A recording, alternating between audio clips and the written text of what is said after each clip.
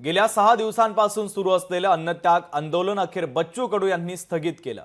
2 ऑक्टोबरपर्यंत आंदोलन स्थगित करण्याचा निर्णय बच्चू कडूंनी जाहीर केला। आंदोलन थांबवत नाही तर पुढे ढकलतोय। कर्जमाफीच्या आंदोलनामध्ये 90% यश मिळवलंय। मात्र 2 ऑक्टोबरपर्यंत कर्जमाफीची तारीख सांगा, नाहीतर मंत्रालयावर मोर्चा काढू असा इशारा देखील आंदोलन स्थगित करताना बच्चू कडूंनी दिलेला आहे। येणारा पाऊस कधी सांगता येत नाही, त्याच्यानं कारण पाऊस नसता सावंत साहेब हे पावसाळ्याचं वातावरण नसतं तर आम्ही तुमचं मानलंच नसतं। पण येणाऱ्या पेरणीचे दिवस आणि कार्यकर्त्याची एकंदरीत मंदारणी पाहून आपण हे आंदोलन आजचं 2 ऑक्टोबरला तुम्ही यायला तयार आहे? नक्की का? हात वरते करा। अरे तयार आहे का? बगर पैशात यावं लागन। आता एकाच्या लोकांना अधिक 100-200 आणावं लागल। आपण याला चकवा देऊ छत्रपती शिवाजी महाराजासारखा। सांगू नागपूरले जाऊ मुंबईले, मुख्यमंत्री तारीख देने को तयार नहीं है अभी, पण आम्ही 2 ऑक्टोबर तारीख सांगितली आहे।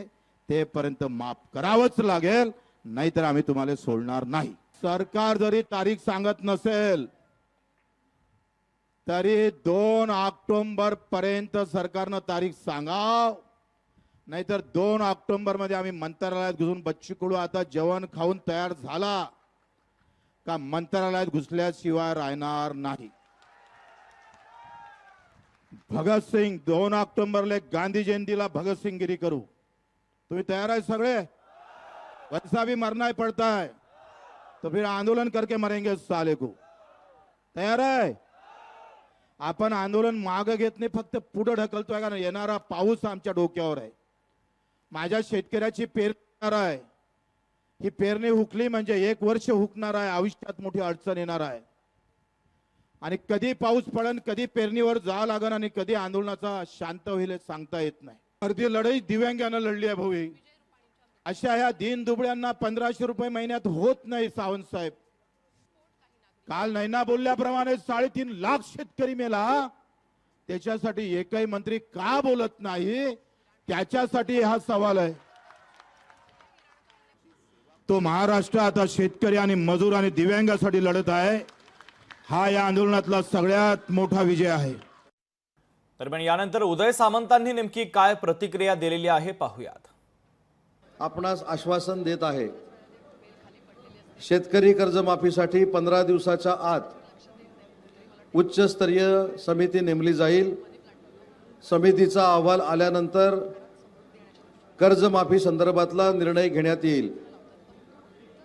तसेच थकीत कर्जदारांच्या सक्तीच्या वसुलीला स्थगिती देणे व नवीन कर्ज देणे या संदर्भामध्ये तातडीने बैठक लावून निर्णय घेण्यात येईल।